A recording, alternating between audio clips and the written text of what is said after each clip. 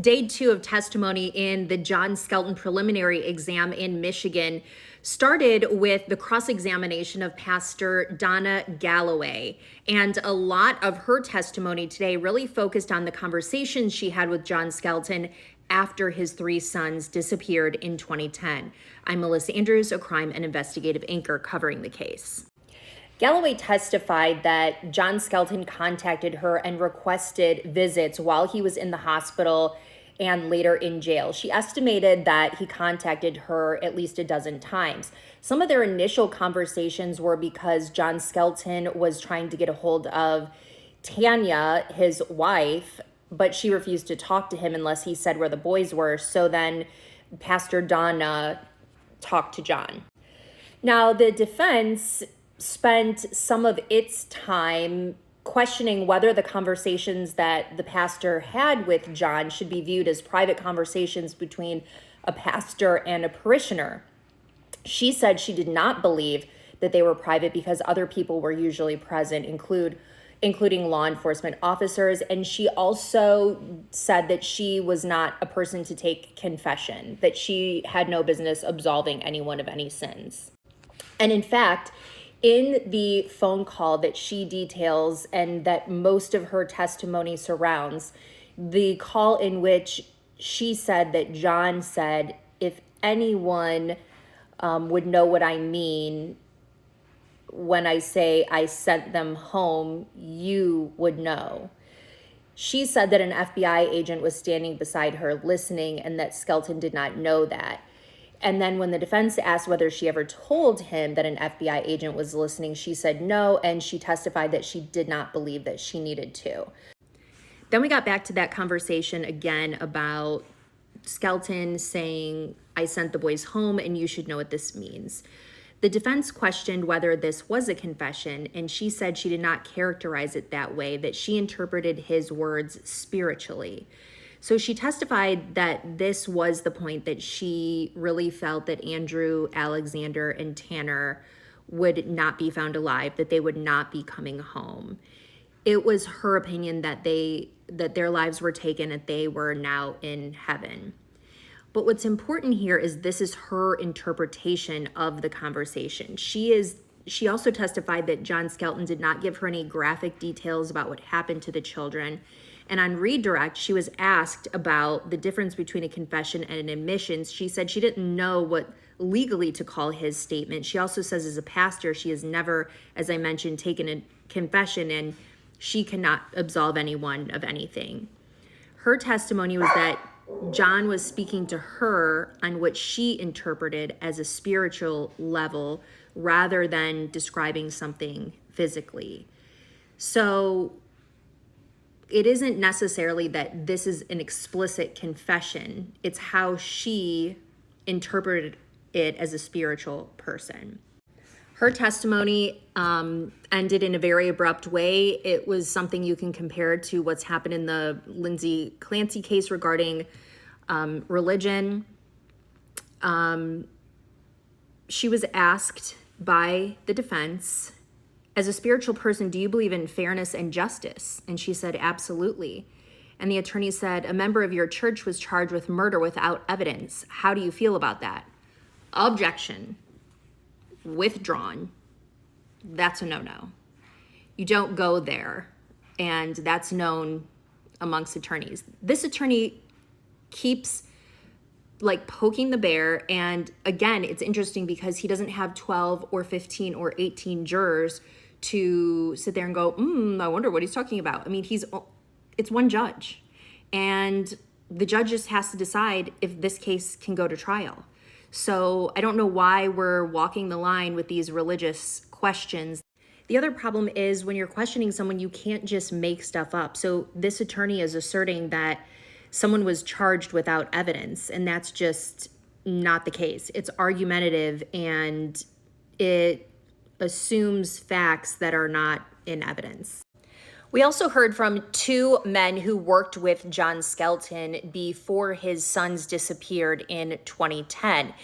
And through their testimony, we find out a little bit about John's interpretation of his relationship with Tanya, and we find out about what he may have said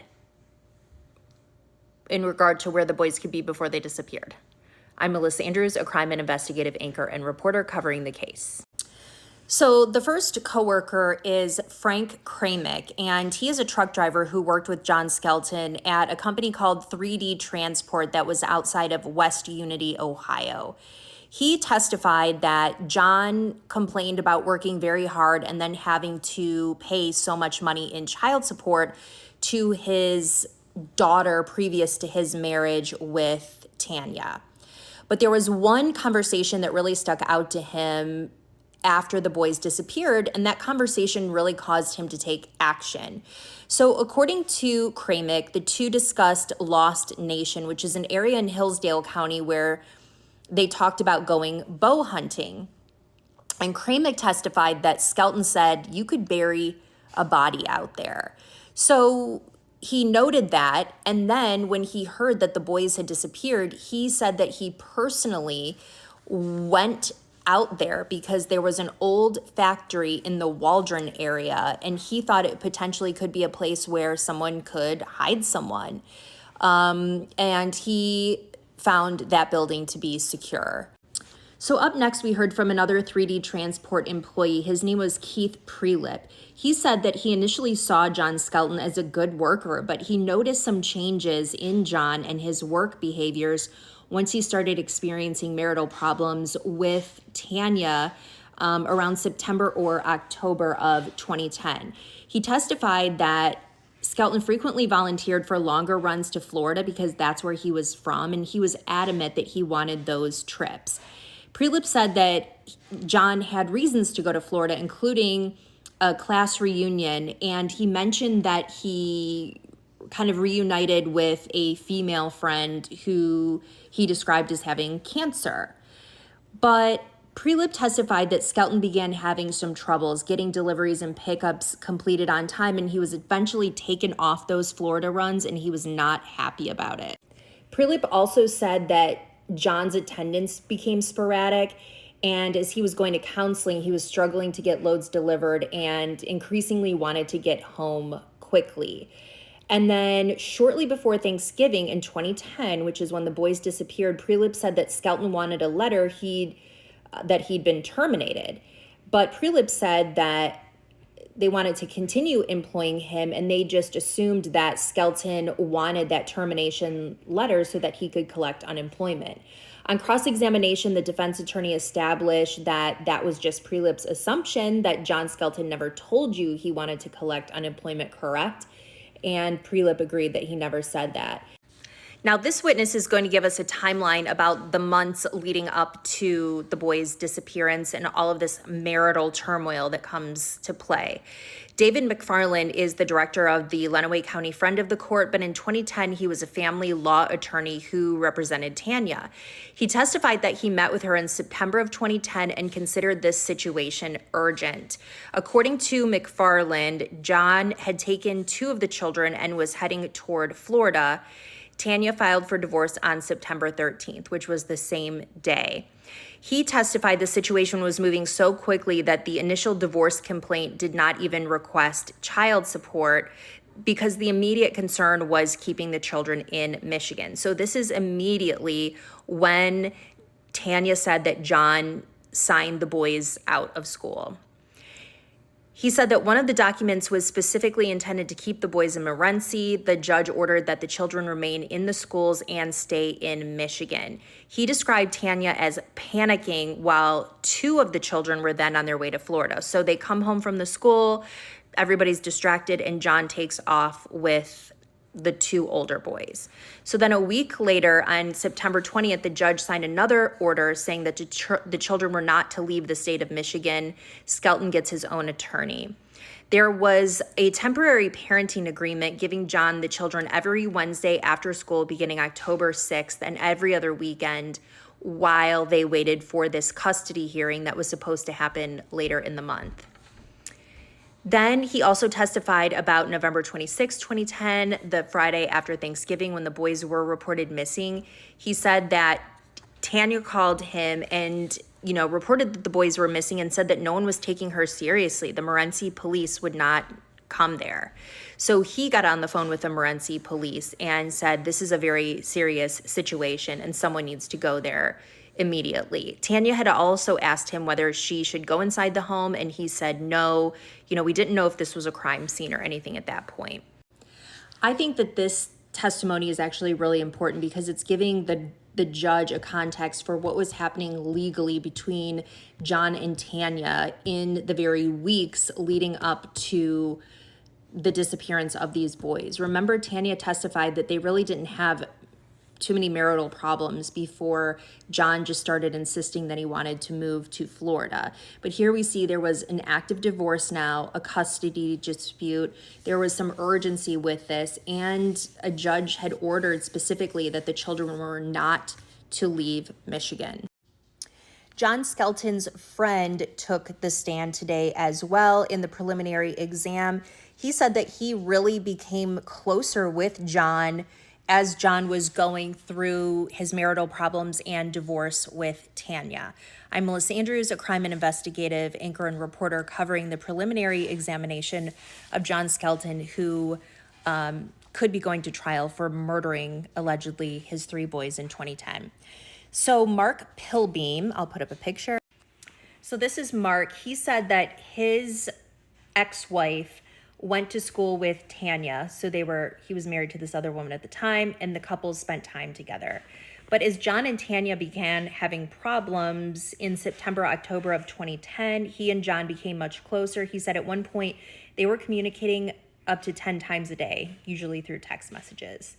So he describes Skelton, John, who didn't have many friends and was leaning on him increasingly during this time with Tanya, and that John was always asking him about Tanya. He was still in love with Tanya, and he wanted Pilbeam to help him smooth things over with Tanya.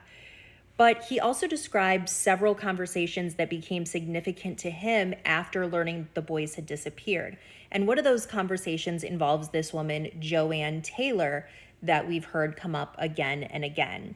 Now, again, this is a woman who John said that he had met and had given the boys to for safety because he began to have a problem with Tanya being a convicted sex offender, which Tanya testified that John knew on day 1. So before Thanksgiving, Pilbeam says that Skelton told him he had met this woman, Joanne, and had somehow connected Tanya with her through the website Cafe Mom, but it was without Tanya knowing. He also testified about a separate conversation in September or October when Skelton said to him, this would be the second person verifying this, that Skelton said the best place to get rid of a body would be a hog barn because the hogs would eat the whole body. Remember, there were some little nuggets yesterday dropped about this. So here's where it's coming up again. Pilbeam was asked specifically whether Skelton ever mentioned that hogs don't eat teeth. I believe this was on cross-examination. He said no. He also testified that Skelton talked about Lost Nation and said that he would go there, Lost Nations, and said that he would go there to clear his mind and think. So remember that because that location is going to come up again, I'm sure, later. Pilbeam said that he believed that Skelton knew that area very well. There was testimony about the custody dispute. Skelton, he said, was frustrated because he was not getting what he wanted regarding custody of the boys. He wanted to move back to Florida where he'd grown up, but said that Tanya didn't want to go. And Skelton basically, according to Pilbeam, felt that he could just force Tanya to go by just going to Florida, and then she would just have to come along. But clearly that was not working. And then this was key too. Pilbeam testified about this key statement. He said, if he couldn't have the boys, then Tanya could not have them either. He said that John Skelton said that. He also now is expressing concerns about her sex offender past and what she might be doing to the boys, although Pilbeam said he himself didn't agree with those kind of statements. There had never been allegations against Tanya in the current day involving these boys. So he just didn't really agree with that. Then the boys disappeared. He went to visit John in jail 5 or 6 times, usually on Sundays. And he said he really began to be quite bothered during these visits because when they discussed what happened to the children and that they were disappeared, it reminded me of the visits that the pastor said, that they had with John, she had with John. It seems like people are going to John and saying, okay, where are these kids? Where are these kids? What do you know about these kids? And Pilbeam said that he just wanted to keep talking about Tanya. What's Tanya doing? I love Tanya. How can I get back with Tanya? And so eventually Pilbeam says he stops visiting. One of those visits, though, was on January 9th, 2011. And he said that is when John told him about this alleged underground organization. And John said that he'd been communicating with this group for about a month before giving the children to them, and that the organization secretly evaluated Tanya, and he believed that the boys needed to be taken away from her. He said that Skelton claimed that the group picked up the children on Wednesday, the day before Thanksgiving, and was supposed to return them on Friday afternoon. Now, why they would need to be protected from Tanya when they were already in his custody from Wednesday to Friday was not explained, but that's a question that popped up to me. He also said that Skelton did appear genuinely upset that the children were missing and he was sobbing. He also wanted Tanya to drop the charges so he could go out and find the children and be there for her. The only thing is, Tanya's not the one bringing these criminal charges. Prosecutors and police bring criminal charges. And so there's nothing she can do about it if the boys are still missing anyway. So now I'm going to share more about what John said in this interrogation with Adrian Police and the FBI in January of 2011. This is just a couple months after the boys disappeared and 6 months before he was charged with causing their disappearance. Just to recap, if you are new, John Skelton served 15 years for causing the disappearance of his 3 young sons, ages 5, 7, and 9, Andrew, Alexander, and Tanner Skelton. In 2010, he served those 15 years, and right before he was set to be released, he was charged with their murders. We are now going through his preliminary exam to see if that case will move toward trial. So this is where the prosecution is presenting its evidence to the judge who will make that decision. So the prosecution is showing these interrogation videos, but remember that these are not established facts. This is what Skelton is saying happened during this questioning with the FBI and Adrian Police. He was told that he did not have to speak with investigators, and he was read his rights. He still agreed to the interview.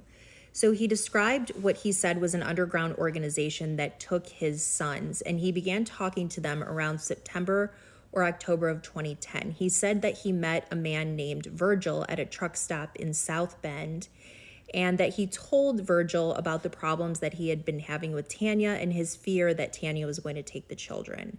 So Virgil gave John the name of someone who could help, and that when he returned home, he found a large manila envelope in his mailbox containing business cards and a phone. He said there was more than one phone involved and that some of the material was eventually burned. And I have to let you guys know that it was extremely hard to hear this audio. It was not good audio. It was muffled. It was almost like overly loud, but then quiet at the same time. And I was writing my scripts for our newscast, so this is not as detailed as I would prefer it to be. So he comes to meet a woman, Joanne Taylor, that we've heard all about through Virgil. And he also mentioned meeting people named Elijah, Judy, and Sue. And he said that he had multiple meetings with members of this organization, and that the group eventually came to his house in early November and then returned for another meeting around November 10th when the boys were there. So one theme that is coming out of this interview is the police, specifically the FBI agent, are really trying to get John to tell them who may have seen these people there. Did anyone see the phone? Did the children ever mention any of these strangers coming to the house? They had never really told anyone that they had met any strangers. So they're talking about how the children never talked about these things. And so they're really trying to probably get John to talk as much as he would and contradict himself, which he did. And they're trying to see if he mentions anything or anyone that they could go talk to about this group. Did anyone see a car? Anything we can work with here. So then the conversation also touches on John's internet searches. He was asked, why did he spend 2 hours searching about how to break someone's neck with his hands? His explanation was that he and the boys had been watching movies and the children had asked questions about whether something like that could actually be done. So then the next obvious question is, what movie were you watching? It's really interesting to see the investigators' questions too, because, they were like, well, what were you doing on Thanksgiving? And he said, watching TV. And the investigator says, well, what football game were you watching? Which I think is a great question, because you want to catch them in those you want to get very specific, because most people are able to lie in big generalities. This is what I've learned from attorneys and law enforcement. But when you get into the nitty-gritty, the minutia, they don't have that all figured out. So what football game were you watching? She just assumed that they were watching a football game, but he said we actually didn't watch football. But I thought that was interesting. So he said that he had picked the boys up from Tanya Wednesday, took them home. Then he said the members of this alleged organization came to his house that day around 4 or 5 o'clock. He said Virgil, Joanne, and the others were there. They brought children with them, and they left the children at his house that night, and they left. So he was there with 5 children in total. And then there were inconsistencies here about whose children they were. At one point, he said he thought that they belonged to Sue and Elijah, but previously told the FBI they were Joanne and her husband's children, and he identified them as 5 or 6 or 7-year-old twins. And he said he didn't know Joanne was married when he was asked about this discrepancy, and he didn't know which version was correct. It was also brought up during this interrogation that some neighbors had reported seeing the children playing outside on Thanksgiving Day. And I turned to someone in the media and whispered, well, then couldn't they just say that some stranger took the kids while they were playing outside? But then you have to remember all of the statements that John himself made about giving the kids to this Joanne Taylor and to the group and trying to protect them from Tanya. So while there could be room to opine that maybe the kids were taken by someone while they were out in the yard, you have all of these inconsistent statements, claims without any proof that we've seen to this point that are made by John himself.